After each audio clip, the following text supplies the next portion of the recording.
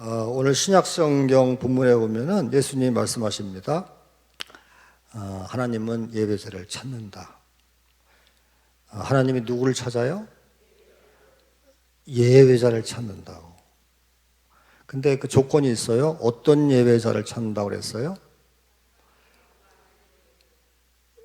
옛날 성경에는 신령과 진정으로, 그렇죠? 지금 성경에는 영과 진정으로. 신령과 진정으로.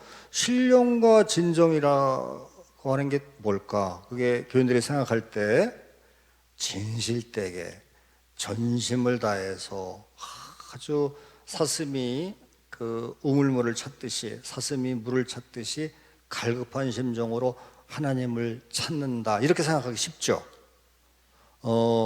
근데 그 영어에서는 in spirit and in truth 이렇게 되어 있고, 성령님과 진리 가운데, 그런 뜻이거든요. 그리고 히라보 성경에도 엔 푸니마티 카이 아레세이아 이렇게 되어 있어요. 마찬가지라고. 성령님과 진리 가운데, 그런 뜻이에요. 사슴이 갈급할 때 물을 찾듯이 진실되게 드린다, 이 정도에 그치는 게 아니고 성령님과 예수 그리스도를 통해서 예배드리라, 그런 뜻입니다. 왜냐하면 성령 안에서, 그건 여러분 다 아는 얘기고, 신령이라는 게 성령 안에서 원래 뜻이 그런 뜻이거든요. 그 다음에 진리라는 게 뭐예요? 진리 안에서. 진리는 하나님 말씀을 가리킨다고. 하나님 말씀이 누구예요? 예수 그리스도라고. 말씀이 육신이 돼서, 그게 성육신이잖아요. 요한복음 1장에 나타나는 게 말씀이, 하나님 말씀이 육신이 돼서 나타난 것이 예수 그리스도거든요. 그래서 예수님은 말씀의 총화라고, 말씀 그 자체라고. 예수님 말씀이 다 하나님 말씀이죠. 예수님 생애가 하나님 말씀의 실현이죠. 성경은 자기 자신에 대해서 쓴 것이다, 예수님이 그렇게 말씀하셨어요. 성경은 예수님에 대한 책이라고. 구약은 예수님에 대한 예언이고 신약은 예수님에 대한 증언이라고. 예수님에 대한 예언과 성취죠. 성경 전체가 예수님에 대한 책이에요. 그래서 다시 돌아가면 신령과 진정으로, 그건 뭐냐면 성령님 안에서, 진리 안에서, 다시 말하면 말씀 안에서, 다시 말하면 예수 그리스도 안에서 하나님께 예배드리는 거죠. 그러니까 다시 말하면 삼위일체 하나님이 충만한 가운데, 삼위일체 하나님이 임재하신 가운데 우리가 그분을 즐거워하고 그분께 영광을 돌리고 그분 안에서 기쁨을 누리고 그분을 높이고 그분을 찬양하는 것이 예배다, 그런 뜻이에요. 그런 예배를 찾으시고 그렇게 예배드리는 사람을 찾는다, 그런 얘기죠. 예수님이 이렇게 분명히 말씀하셨어요. 어떤 예배를 원하시냐? 삼위일체 하나님이 충만한, 삼위일체 하나님의 영광이 충만한 가운데, 그 임재가 가득한 가운데 그분을 향유하고 그분을 누리고 그분을 느끼고 그분과 그 하나님의, 삼위일체 하나님의 그 영광에 들어가고 그 임재를 경험하고 그분과 연합하는 그런 예배를 원하신단 말이에요. 할렐루야! 그런 예배자가 됩시다. 자, 교회사 쪽으로 보면, 또 교파 연구를 해보면 성령님 없이 말씀만 가지고 예배드리는 경우가 있고, 또 그 반대로 말씀 없이 성령만 의지하는 예배를 선호하는 사람들이 있습니다. 여러분 대강 이제 짐작이 가실 거예요. 어느 교파는 이렇게 하고 또 어느 교파가 이렇다, 이렇게 생각이 드실 거야.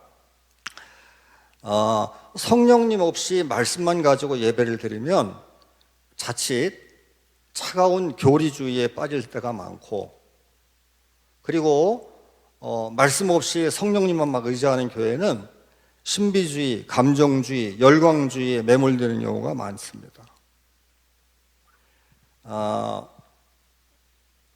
제가 서울에서 기도회를 할 때가 있었는데 월요일마다 민족과 나라를 위해서 기도한다 그런 기도회가 있었어요. 그래서 한 20명, 30명 젊은 사람들이 모여서 기도를 했고 제가 가끔 설교하고 강의하고 그랬는데 기도하는 사람들이 많았어요. 기도회니까 정말 기도의 맹장들, 기도의 용사들이 많았다고. 근데 이제 기도를 많이 하다 보니까 약간 이제 신비주의 계통으로 빠졌던 그런 사람도 있었는데 어떤 교회가 어린아이들도 다 막 예언을 한다 이래가지고 거기를 한번 가자는 거예요. 기도 많이 하는 사람들이. 저는 이게 탐탁치가 않았는데 기도하는 사람들이 다 그쪽에 막 그냥 가자고 난리를 치니까 내가 지도하기 위해서라도 따라갔어요. 근데 아이들이 학교를 안 가고 다 그냥 하루 종일 교회에 모여 앉아가지고 어린아이들이, 주일학교 아이들이 기도를 하더라고. 그리고 사람들한테 예언을 해줘요. 그래서 이제 우리 그 기도하는 그 회원들도 그 어린아이들 앞에서 다 그 예언을 받는 거야. 나는 탐탁치는 않았지만 어쨌든 예언을 받았어요. 근데 엉터리야. 그냥 어린아이들이 자기도 모르는 얘기 막 하는 거예요. 그게 하나님의 음성이 아니라고. 그래서 제가 끝나고 나서 평가회를 할 때 이런 데를 오자고 하는 사람이 영적 분별력도 문제고 영적 성숙도도 문제고 그리고 나는 더 심각하게 보는 게 어린아이들이 잘못된 영향을 받든지 또 기도 많이 하다가 삐딱하게 나가는 그 부모님 영향받아서 예언기도 흉내를 내는 그런 일이 생긴다 하더라도 담임 목사가 뭐냐 도대체. 담임 목사가 정확하게 분별을 해주고 그런 것을 지도를 해줘야 될 거 아니냐. 왜 담임 목사도 덩달아서 거기에 흥분하고 막 쫓아가가지고 애들이 다 성령님의 그 소리를 들으니 담임 목사 나는 아무 일도 할 수가 없다. 성령님께 순종할 수밖에 없다. 그런 엉뚱한 소리나 하고. 여러분, 고린도서에 이제 성령의 은사에 대해서 나와 있는데 방언이라든지 예언이라든지 그런 은사가 쭉 나오잖아요. 능력 행함이라든지 말씀의 은사라든지 말씀의 지혜의 은사, 말씀의 지식의 은사 그런 수많은 은사들이 나오는데 성경 또 다른 데 보면 목사도 은사예요. 무슨 뜻인고 하니 목사가 그런 방언의 은사, 예언의 은사 같은 게 없어도 목사 자체가 은사라고. 무슨 뜻이죠? 목사는 그런 것들을 분별해주는 은사를 갖고 있는 거예요. 그러려면 어떻게 해야 되겠어요? 말씀이 있어야지. 하나님 말씀을 정확하게 이해를 해야죠. 여러분들이 이제 교회에서 자녀를 가르칠 때, 또 주일학교 학생들을 가르칠 때, 또 속장님이 됐을 때, 또 여선교회장이 됐을 때 가르칠 때가 있잖아요. 그러려면은 기도도 많이 해야 되죠. 뭐가 있어요? 뭐가 있어야 돼요? 말씀이 있어야지. 말씀으로 정확하게 가르쳐야지.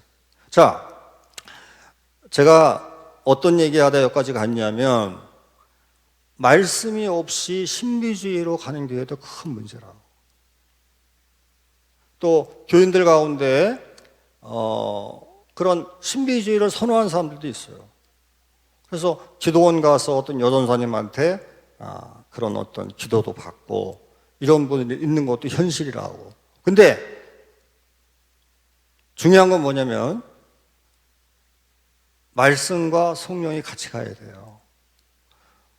말씀이 성령 없이 지식 축적으로만 끝나면 안 된다고. 지식은 많은데 감동이 없어. 지식은 많은데 주님께 순종하는 게 없어요. 지식은 많아서 이것저것 참견을 많이 하고 남한테 가르칠 수도 있고 간섭도 많이 하는데 본인의 변화가 없어. 지식은 많은데 자기 안에 기쁨이 없어요. 남을 가르치는데 정작 자기 안에 예수님과의 생동하는 그런 신앙이 없어. 그건 성령님과의 관계가 약해진 거죠. 그래서 말씀과 성령님이 같이 가야 된다고. 그렇지 않으면 말씀이 그냥 교리, 지식 축적, 지식의 자랑으로 끝난단 말이죠.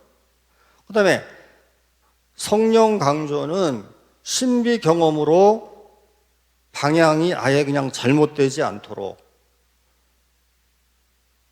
말씀, 곧 진리를 확신하는 것과 진리 안에 굳게 서는 것이 같이 가야 됩니다.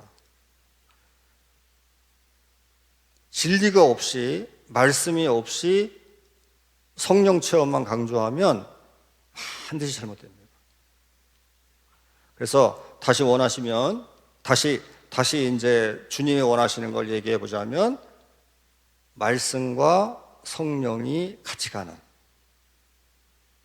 진리의 말씀이 선포되고 복음이 선포되고 성령 안에서 그것을 깨닫고 성령 안에서 확신하고 성령 안에서 기뻐하는 또 성령 안에서 능력이 생기는 그게 같이 가야 온전한 예배이고 하나님이 그것을 기뻐하시고 또 그게 정말 하나님이 원하시는 삼위일체 하나님이 원하시는 충만한 예배다. 그런 뜻입니다. 할렐루야.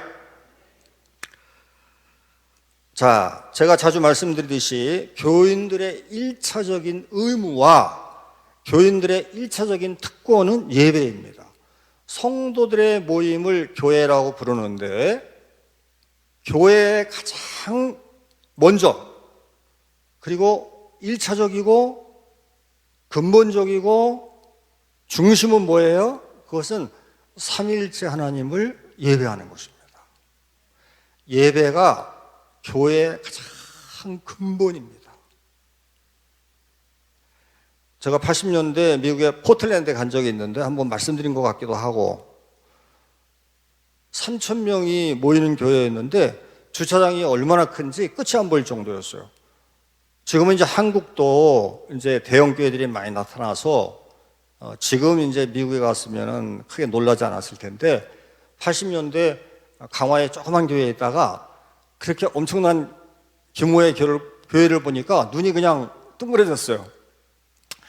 주차장에서 내리면 교회까지 너무나 이게 거리가 멀기 때문에 셔틀버스를 운영해서 교인들을 이렇게 실어 날랐어요. 주차장이 그냥 얼마나 넓은지. 그런 놀라운 게 많았지만 저한테 가장 감동적이었던 거는 예배에 관한 것이었습니다. 미국은 한국과 다르게 버스가 잘 발전되어 있는 것도 아니고 또 그 동네 사람들이 반드시 그 교회에 나오는 것도 아니고 멀리 살면서도 자동차를 타고 가족이 함께 교회를 나오는 거거든요. 2시간 걸려서 오기도 하고 3시간 걸려서도 옵니다. 미국에서 뭐 2시간 드라이브 하는 게 뭐 평균이라고. 자, 그런데 같은 차를 타고 부모와 자식이 함께 교회를 오니 예배를 같은 시간대에 드려야 된다고. 어른들이 드린 예배와 아이들이 드린 예배를 같은 시간대에 드려요. 그래야 또 같은 차를 타고 집에 갈 거 아니에요. 같은 시간대에 끝나야. 그래서 주일학교 시간과 어른들 예배 시간이 같아요. 그러면 선생님들은 예배를 어떻게 드려? 선생님들은 가르치는 사람들이죠. 주일학교 선생님들은 가르치는 사람이지. 주일학교에서 애들 가르치고 나서 이거 예배를 드렸다 이렇게 말할 수는 없는 거죠. 예배는 다른 거지. 그러니까 그 교회에서는 많은 선생님들을 위해서 목요일 날 선생님들을 위한 예배를 따로 드리더라고요. 제 말 이해하셨죠? 왜? 교회는 예배니까. 교회는 일하러 오는 데가 아니거든. 교회는 가르치러 오는 데가 아니에요. 그거는 교회 여러 가지 기능 가운데 하나지. 교회에서 훈련도 해야 되고 양육도 해야 되고 선교도 해야 되고 봉사도 해야 되고 주방에 가서 밥도 해야 되고 청소도 해야 되고 다양한 걸 해야죠. 근데 가장 근본은 뭐예요? 교회 나오는 1차 목적이 뭐야? 예배라고, 예배. 그래서 그 교회는 근본이 되어 있는 교회구나. 교회가 이렇게 부흥하는 이유가 있구나. 교회가 이렇게 그냥 막 충만하고 예배 시간에 교인들이 그냥 얼굴이 다 밝아요, 밝아. 이런 이유가 있구나. 하나님을 정말 경외하는 교회구나. 그게 1차 순위가 되는 교회구나. 그거를 크게 깨달았어요. 그래서 감동했어요. 왜냐하면 저희도 신학대학 1학년 때 주일학교 그다음에 중고등 학생들을 가르친 적이 있지만 어떤 때는 그게 예배라고 생각할 때가 있었거든. 주일 본예배 드리는 거 그것 말고도 주일 학생들 가르치는 게 예배라고 생각할 때가 있었단 말이죠. 근데 그게 아니라고. 그건 가르치는 거지. 그래서 교회 나와서 봉사 열심히 하는 분들 다 귀한 사역인데 잊어버리지 말아야 될 게 있어요. 봉사 때문에 예배를 빼먹으면 안 됩니다. 예배 정식으로 다 드리고 봉사하셔야 돼. 할렐루야. 아니 봉사하러 교회 나오는 게 아니라고. 예배 드리러 나오는 거지. 할렐루야. 우리 강화 은혜교회도 은혜를 가장 중시합니다. 코로나 기간 동안에 주일 예배를 쉬는 교회도 있었고 1년, 2년 문 닫는 교회도 있었대요. 그 다음에 소위 온라인 예배, 비대면 예배로 전환하는 교회도 많이 있었습니다. 강화교회는 주일 예배를 사수했습니다. 교회가 뭔지 정확하게 알고 있는 교회입니다. 저는 이제 때때로 어떤 생각을 해보냐면 하나님께서 우리 감독님으로 세워준 중요한 이유 중에 하나가 주일 예배를 사수해서 하나님 복을 주신 거 아닌가 이런 생각이 들 때가 있어요. 예배를 사수하는 우리 김 목사님을 하나님의 감독으로 세우신 게 아닌가, 내가 너를 쓰겠다 이렇게 하신 게 아닌가 그런 생각이 들 때가 있어요.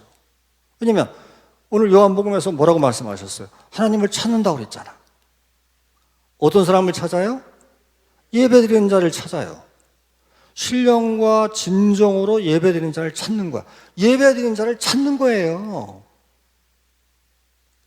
그래서 하나님이 찾으신 게 아닌가 이런 생각이 문득문득 들 때가 있어요. 할렐루야. 자, 흔히 예배만 드려서 뭐해? 실천이 있어야지 이런 말을 하는 사람들이 많아요. 교회 안 다니면서 나는 삶이 예배야 이렇게 말하는 사람도 많아. 난 그런 사람 많이 봤거든요. 교회 다녀서 실족했든 자기가 무슨 이유가 있어서 교회를 안 다녔든 이제 다시 회복하셔야죠. 그러면 삶이 예배예요 이렇게 얘기하는 사람들이 있어요.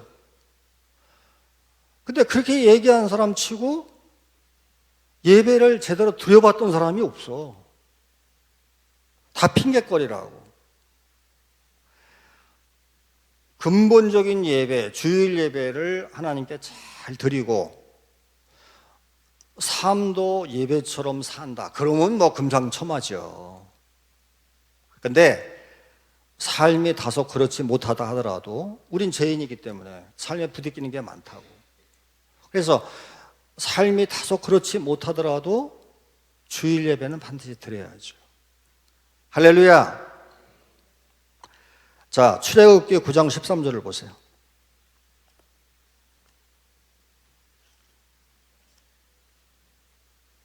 출애굽기 9장 13절.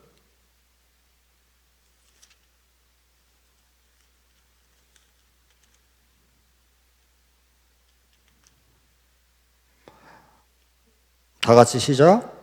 여호와께서 모세에게 이르시되 아침에 일찍이 일어나 바로 앞에 서서 그에게 이르기를 히브리 사람의 하나님 여호와를 말씀해 내 백성을 보내라 그들이 나를 섬길 것이니라 이렇게 돼 있잖아요. 자, 출애굽의 목적이 하나님께서 모세에게 바로 앞에서 이렇게 얘기해라. 왜 출애굽하려고 하냐? 하나님을 섬기려고 한다. 하나님을 섬기려고 한다. 이게 무슨 뜻일까? 영어 성경을 보면 여러 영어 성경에서 이 백성이 나를 예배할 것이다 이렇게 번역되어 있어요. 원래 히브리어를 섬긴다 그런 뜻도 있고 예배드린다 그런 뜻도 있습니다. 그래서 어떤 영어 성경은 특정해서 좀 특화해서 좀 더 분명하게 구체적으로 얘기하기를 이 백성이 나를 예배드리려고 한다. 집단적으로 공동체적으로 하나님께 예배드리는 민족이 되려고 한다. 여러분, 출애굽의 목적이 하나님께 예배하는 백성이 되는 거예요. 자유롭게 예배드리는 백성이 되는 거라고. 예배하는 백성, 예배하는 공동체가 되는 게 출애굽의 목적이에요. 출애굽에 대해서 이제 다양한 해석이 있지만은 어떤 사람들은 너무나 실천을 강조해서 사회 정치적인 해방, 리버레이션 그것만 자꾸 강조하거든요. 근데 출애굽 오늘 말씀에서 뭐라고 얘기하고 있어요? 사회 정치적인 해방을 얘기하지 않는다고. 사회 정치적인 해방을 위해서 출애굽하는 거 그렇게 얘기하고 있지 않아요. 뭐라고 얘기하고 있어요? 하나님을 예배하는 백성이 되게 하려 하십니다. 예배하는 백성. 실제로 출애굽하고 나서 이스라엘 백성들이 제일 먼저 만든 게 뭐예요? 회막, 성막. 그다음에 이스라엘이 이제 땅을 잡고 땅을 이제 확보하고 그다음에 뭘 진 거예요? 성전을 진 거예요. 그게 그 사람들의 삶의 센터예요, 센터. 가장 먼저 하나님을 기억하고 하나님께 먼저 예배드리고 그런 백성이 된 거예요. 하나님께 예배드리는 백성이 된 거예요. 광야에서는 회막과 성막 이런 걸 통해서 하나님께 늘 예배를 드렸고 땅을 확보한 뒤에는 성전을 드려서 그게 삶의 중심이라고 예배하는 백성이 된 거예요. 그리고 예수님이 오신 뒤에는 가정교회가 시작이 됐고 가정교회에서 예배를 드리기 시작한 거죠. 그래서 부활절이 주일이 된 거죠. 부활하신 날이 이제 주일이 된 거예요. 그전에는 안식일을 지켰지만 부활하신 날을 주일로 만든 거죠. 그게 이제 우리의 안식일이죠. 여전히 안식일을 지키는 것이고 여전히 예배를 중시하는 것이 기독교입니다. 그게 삶의 최우선이고 삶의 중심이에요. 신앙생활의 꽃이야. 신앙생활의 정점이라고. 여러분, 예배만 드리면 뭐해? 실천을 해야지. 이렇게 자꾸 얘기하는데 최고의 실천이 예배예요. 여러분, 그게 가장 중요한 거예요. 예배 드리고 나서 실천을 해야지 자꾸 이렇게 얘기하는데 최고의 실천이 예배예요. 그것만큼 중요한 실천이 어디 있어요? 그게 하나님이 원하시는 건데.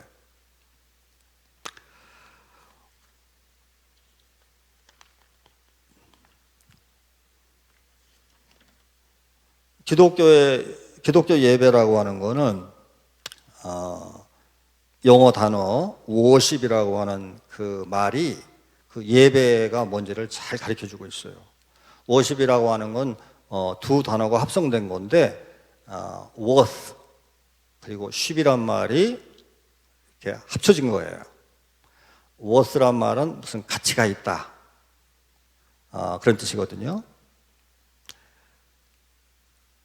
하나님의 가치, 하나님의 위대하심에 맞추어서 경배를 드리는 게 예배입니다. 여러분, 세상에 많은 종교가 있잖아요.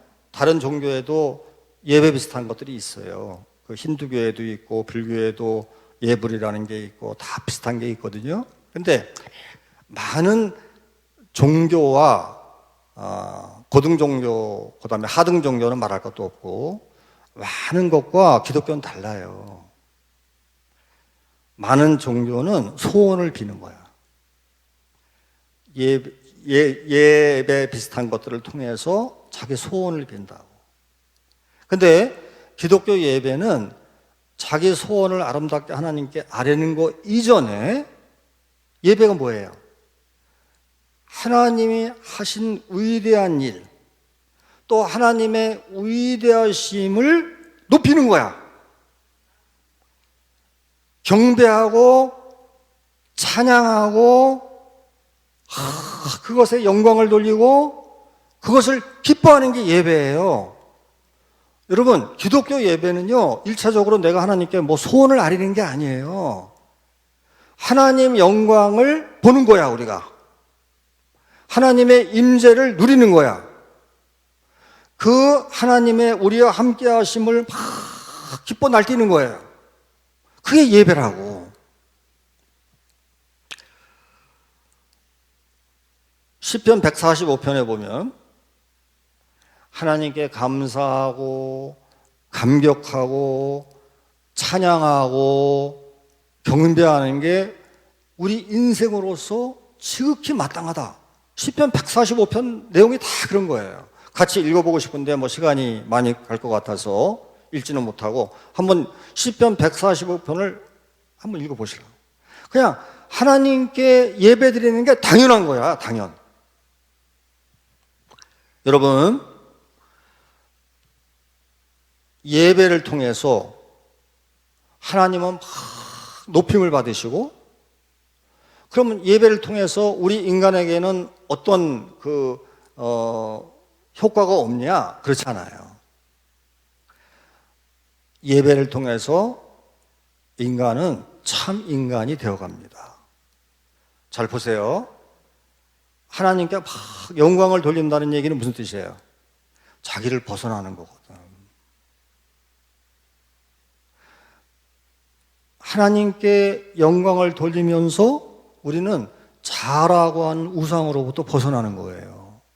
여러분, 이게 굉장히 중요합니다. 사람들은 어렸을 때부터 자기가 존중받고 싶어 하죠. 또 자기가 최고라고 생각하는 사람도 많아요. 돋불장군도 많지. 자라고 우상에 사로잡혀 있는 사람들이 많아요. 근데 예배를 통해서 나보다 더 높으신 분이 있는 거예요. 하나님께 영광을 돌리는 거야. 자기한테 영광을 돌리는 게 아니거든, 예배가. 하나님께 영광을 돌리는 거예요.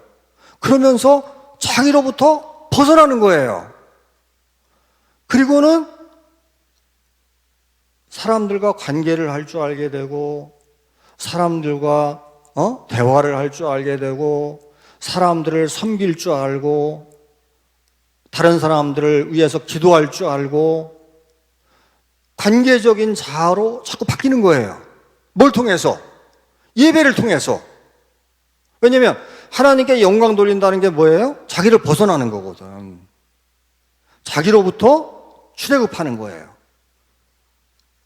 내가 최고인 줄 알았는데, 내 중심으로 세계가 돌아가는 줄 알았는데, 그래서 쉽게 자존심 상해하고, 쉽게 분노하고, 쉽게 화가 나고, 쉽게 사람들과 관계가 상해지고 막 이런 사람들이 있는데,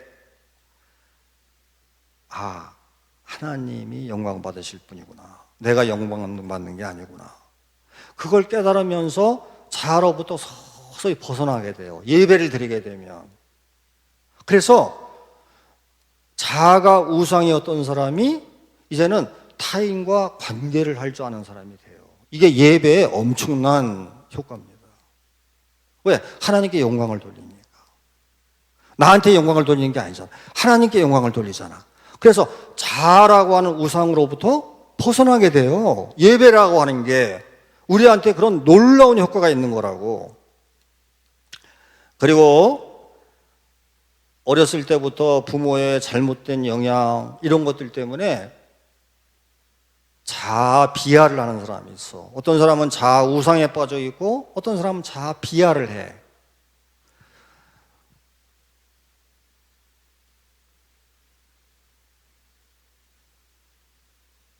자기가 못났다. 나는 천하다. 나는 아무것도 아니다. 이런 생각하는 사람들이 많거든요. 근데 예배를 통해서 우리를 사랑하시고 우리를 얼마나 귀하게 여기시는지 자기 아들을 보내주시고 또 우리에게 성령님이라고 하는 최고의 선물을 주시고 하나님이 우리를 귀하게 생각하잖아요. 하나님이 우리를 자기 자녀로 만들어 주시고 우리가 하나님 자녀가 되었다. 이게 얼마나 놀라운 소식이에요. 아니 우주의 주인공이신 하나님의 자녀가 되었다. 이게 얼마나 놀라운 얘기냐고. 그래서 자존감이 약하고 자기 비하를 잘하고 아무것도 못하는 나는 무능력자다 이렇게 생각하는 사람들이 점점 예배 참여를 통해서 건전한 자존감이 생겨나기 시작해요. 자기를 기뻐하게 돼. 자기 삶을 저주하지 않고 하나님이 나를 사랑하시는구나. 그걸 깨닫고 자기 생을 아름답게 생각하게 돼요. 그리고 자기 삶의 사명을 발견하게 돼요. 하나님이 나를 부르셨구나. 내가 그런 잘못된 환경, 잘못된 언어 세계, 그런 속에 빠져서 나를 비하했지만 하나님 나를 존귀하게 여기시는구나. 그걸 깨닫게 되면서 자기 삶을 기뻐하게 돼요. 그게 예배의 효과예요. 그 예배라는 게 뭐냐? 높은 것은 낮아지게 하고 낮은 것은 높아지게 해요. 그래서 적절한 인간이 되게 합니다. 높은 인간은 낮아지게 하고 낮은 인간은 높여주세요. 그래서 온전한 인간으로 점점 만들어주셔서 하나님의 도구가 되게 해주셔. 너무 높은 인간도 하나님이 안 쓰세요. 헤롯은 하나님이 치시잖아. 너무 자기를 높이는 사람들, 자우상에 빠져 있는 사람 하나님이 쓰시질 않습니다. 너무 나는 못나냐 이런 사람도 하나님이 못 쓰시죠. 하나님이 어떻게 하셔요? 예배를 통해서 하나님께 영광 돌림을 통해서 높은 사람은 낮아지게 하셔.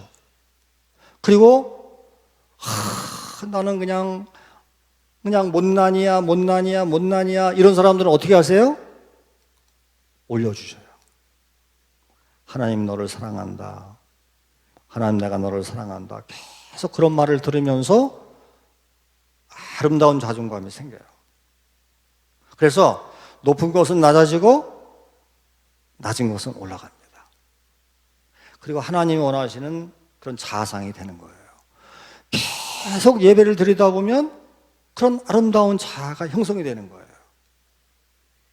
자, 정리해보면 뭐예요? 우리는 하나님께 영광을 돌리는 겁니다.